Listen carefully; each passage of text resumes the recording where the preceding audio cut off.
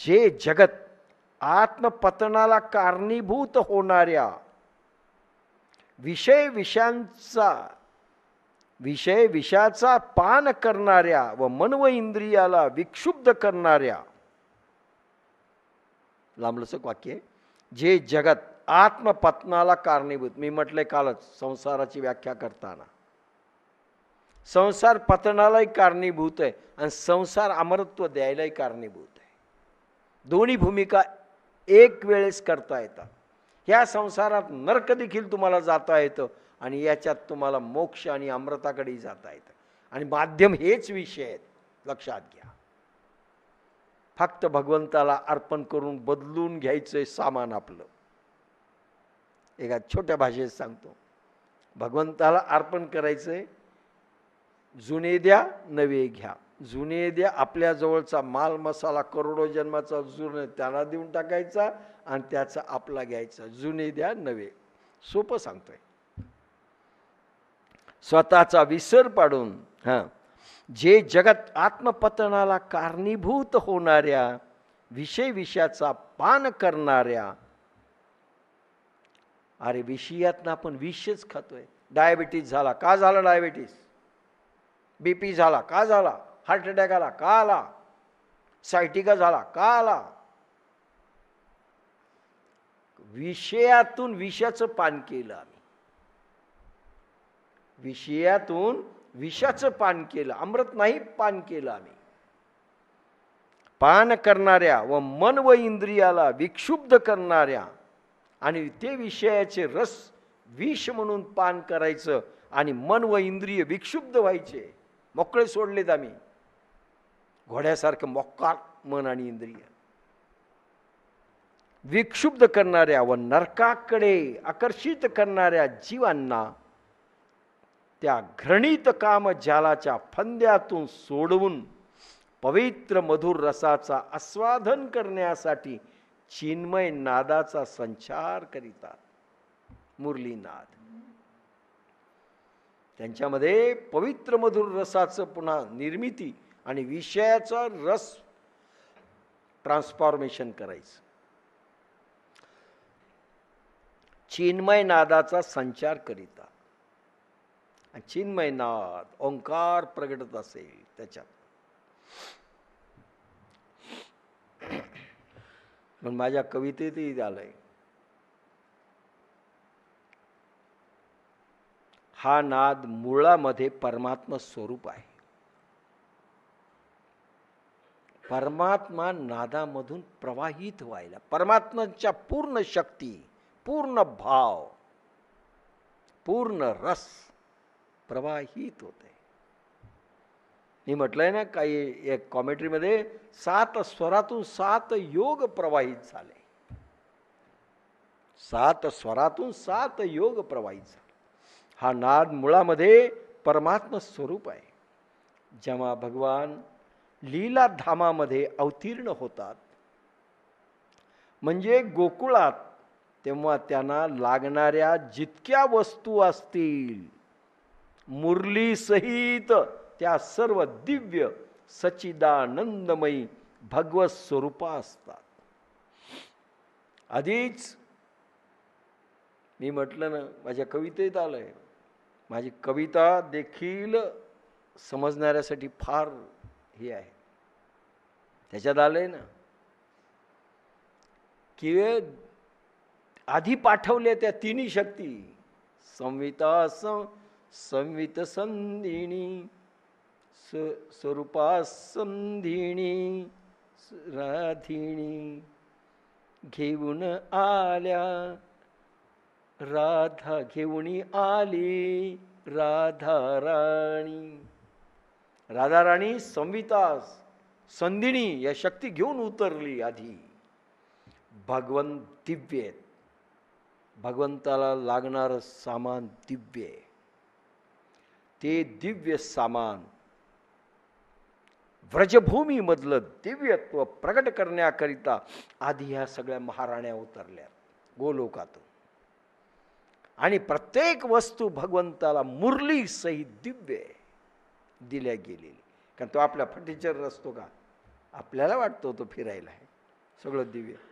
अरे साधा पाहुणा येतो तर आपण हे बदलतो, चादर पलंगावरली. तो महायोगेश्वर ब्रह्मांडाचा नायक येतो, त्या शक्ती आधी उतरतात खाली.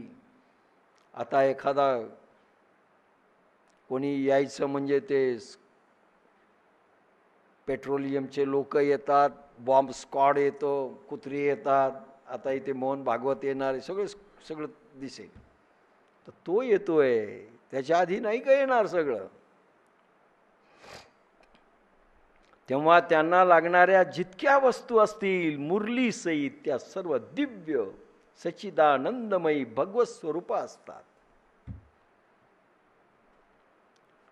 त्यामुळे त्यांच्या वाणीमध्ये इतकं माधुर्य असतं, जे गोकुळ वृंदावनात याच्यात निर्माण केलेल्या वस्तू इतकं माधुर्य भरलेलं या शक्तीने असतं. कारण भगवंताला आनंद द्यायचा ना.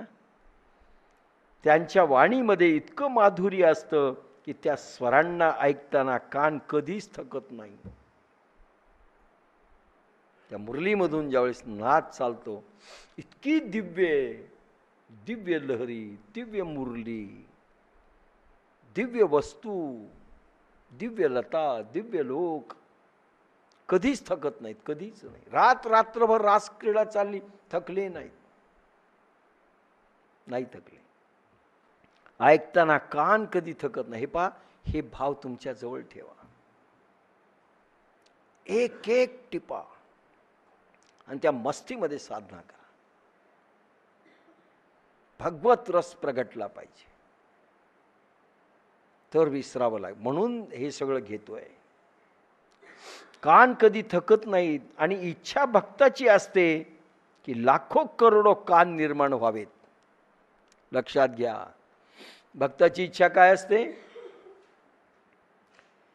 की 2 कानच प्रभू तू दिलेस रे, मला लाखो आणि करोडो कान निर्माण होऊ दे आणि प्रत्येक स्वरामधून तृप्तीचा, महातृप्तीचा मदनरस ओढू दे. व तो मधुर ध्वनी बासुरीचा ऐकावा, तेव्हा देखील तृप्ती होणार नाही. हजारो कान एका माणसाला दिले, त्यांनी ऐकलं तरी इतका स्वर मधुर होता. माधुर्यांचा भाव भगवंताच्या मधून प्रगटलेला की तृप्ती होणारच नाही. पुन्हा ऐकावं, पुन्हा ऐकावं. चिदानंद स्वरूप श्रीकृष्णामध्ये त्या नादाने जणू पूर्ण अवतार घेतला होता. चिदानंद स्वरूप श्रीकृष्णामध्ये होते, त्या नादाने. नाद जो ब्रह्मांडात घुमला ना, हा करोडो विश्व ब्रह्मांड निर्माण करणारा नाद मुरलीत घुसला, दिव्य नाद. व त्याने जणू काही अवतार घेतला त्या नादाने, ज्याने करोडो विश्व ब्रह्मांडामध्ये नाद प्रगटला. तो मुरलीमधून आला. भगवंता मी वाहतो, तू फक्त स्वर दे. ह्या सगळ्या उतरल्या. संवित, संधिनी, स्वरूपाधिक शक्त्या, राधा राणी सगळे उतरले खाली.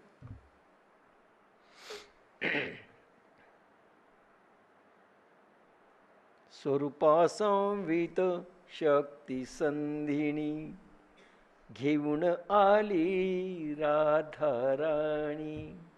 क्रीडा करेल ती विश्वमोहिनी, महानंद घेशील यशोदे माता.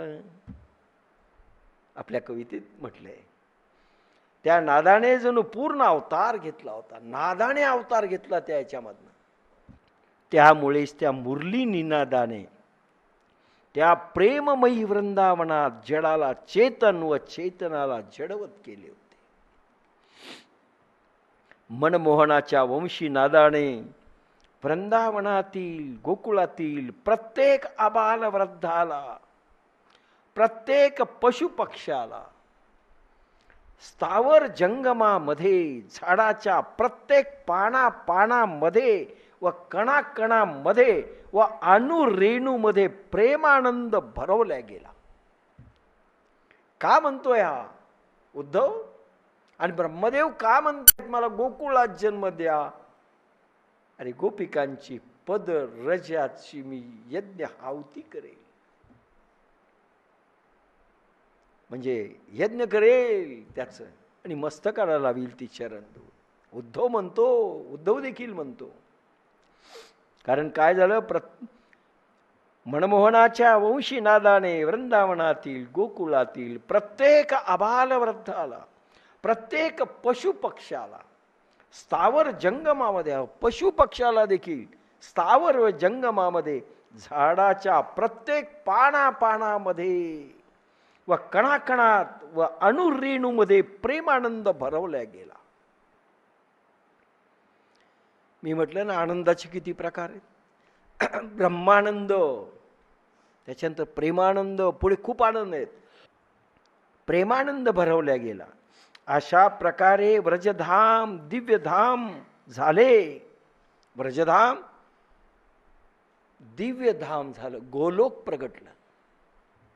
वृंदावनामध्ये भगवंतानी जणू काही गोलोक प्रगटलं. अशा प्रकारे व्रजधाम दिव्यधाम झाले व दिव्य सुधाधारा ह्या विश्व वसुंधरेवर वाहत गेली. विश्व वसुंधरा किती पुनीत झाली, त्याच्याकरता तप केलेले एक कल्पपर्यंत. आणि माझ्या कवितेत हे आलंय, धन्य झाली धरणी माता, अवतरला भुवरी विश्वजनिता, कल्पवरी तपे तपली धरणी. आता समजेल अर्थ. एक कल्प म्हणजे 4 अरब 65 कोटी 80 लाख वर्ष. कल्पवरी तपे तपली धरणी, एवढं तप करावं लागतं, तेव्हा तो गोकुळेश्वर अवतार घेतो. कल्पवरी तपे तपली धरणी, पवित्र होय तनू ही आशा धरुणी. त्याचे पावलं लागतील, तो वेणुनाद करेल आणि मी पवित्र होईल. पवित्र होय तनू ही आशा धरुणी, पवित्र होय तनू ही आशा धरुणी. पुढे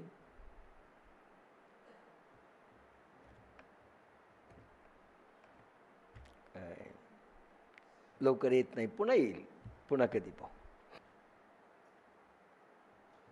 अणुरेणूमध्ये प्रेमानंद भरवल्या गेला. अशा प्रकारे व्रजधाम दिव्यधाम झाले व दिव्य सुधाधारा विश्व वसुंधरेवर वाहू लागली. चेतन जीव चढ व अविचल झाले. साक्षात तो रसराज म्हणजे भगवान, त्याला रसराज म्हटलाय. व त्याचा दिव्य रसधारांनी प्लवित होऊन वृक्षच नव्हे तर वाळलेल्या खोडामध्ये जीवनरस वाहत असलेला दिसला. वाळलेले खोड, मग म्हातारे असोत की प्रत्यक्ष वनामधले खोड असो, प्रत्येकामध्ये जीवनरस. येईल वसंत ऋतूंचं वर्णन, त्यावेळेस पहा काय भगवान करतात. वाळलेल्या खोडामध्ये जीवनरस वाहत असलेला दिसला. सूरदासाने आपल्या पदात म्हटलंय, जब हरी मुरली नाद प्रकाशो, जब हरी मुरली नाद प्रकाशो. सूरदास, जंगम जड थावर चरकीने, जंगम जड थावर चरकीने, पाहण जलज विकाशो. स्वर्ग पाताल दसो दिशी पूर्ण, स्वर्ग पाताल दसो दिशी पूर्ण, धुणी आच्छादित कीनो. ध्वनी, ध्वनी म्हणजे ध्वनी, म्हणजे स्वर्ग आणि पाताळ आणि 10 दिशाला तो ध्वनी आच्छादन केलं, म्हणजे वस्त्रासारखं त्याच्यावरती काय शक्ती पसरली ह्या स्वर्ग पाताळ सगळ्या लोकात. निसिहरी कल्प समान बड़ाई, निसिहरी कल्प समान बड़ाई, गोपिन को सुख दीनो, जब हरि मुरली नाद प्रकाशो. जड सम भये जीव जल थल के, जड सम भये म्हणजे जिवंत प्राणी जड झाले. जड सब भये जीव जल थल के, तणकी सुधीन समारो. तनाची म्हणजे आपल्या शरीराचं भान देखील विसरले सगळे. सुरश्याम मुख बेणू विराजत, पलटे सब व्यवहारो, जब हरी मुरली नाद प्रकाशो. सगळे व्यवहार बदलले प्रत्येकाचे. जे नेमून दिलेले व्यवहार होते तेच बदलले. वरील प्रमाणेच वंशी नादाने गोपींची प्रेम विह्वल दशांचे वर्णन. प्रेम विह्वल झाल्या गोपिका. भगवान वेद व्यासांनी भागवत मध्ये सुंदर रूपाने केले आहे. भागवतामधील वेणुगीत प्रसिद्ध आहे. वेणूचे महत्व. भगवान श्रीकृष्णाची व्रजलीला मधुराती मधुर आहे. खरं म्हणजे फक्त वाचतो खूप आणि लवकरही संपवायचं आहे. पण एक सुंदर, आता तुम्ही इतक्या उंचीवर आलात 100 घंट्यात की आता फक्त टच देतोय. भगवान श्रीकृष्णाची व्रजलीला मधुराती मधुर आहे. मधुरापेक्षाही मधुर. श्रीमद भागवतामध्ये त्या व्रजलीलांचं सांकेतिक वर्णन मात्र आहे. सांकेतिक आहे, पूर्ण असं समोर नाही. भगवान शुकाचार्यांनी श्रीमद भागवतामध्ये अनेक गीते लिहिली आहेत. त्यामध्ये वेणुगीत एक आहे. वेणुगीत भगवान शुकाचार्यांची निर्मिती आहे. काय आपल्या दिव्य प्रासादिक दृष्टींनी पाहिलं असेल ते शुकाचार्यांनी लिहिलो. व्रजलीलेमध्ये मुरली किंवा वेणूचे विशेष स्थान आहे. भगवंतानी जी व्रजलीला केल्या त्याच्यात वेणुगीत, वेणूचं स्थान फार मोठं आहे मुरलीचं. आणि हे कोणी गीत लिहिले? आमच्या शुकाचार्याने. वेणूचे महत्व एवढे मोठे आहे त्याची तुलना कोणाशी होऊच शकत नाही. वंशी वंशी ध्वनीर जयती कंस निष्वंदनश्य. वंशी ध्वनीर जयती कंस निष्वंदनश्य. भगवत प्रेमाचे भाव उद्दीपन करण्यामध्ये वेणूचे कार्य प्रधान आहे. भगवंताचं प्रेम चराचरात वासरात सगळ्यात निर्माण व्हावं. चराचरामध्ये, बालगोपालांमध्ये, गोपिकांमध्ये आणि अनुरेणूमध्ये भाव उद्दीपन व्हावं. प्रेम प्रगटावं आणि भाव उद्दीपन. भाव फार येणार आहेत, अनुभव विभाव थोडे चालेत, पुढे जाऊ आपण नंतर. भाव उद्दीपना करण्यामध्ये वेणूचे कार्य प्रधान आहे.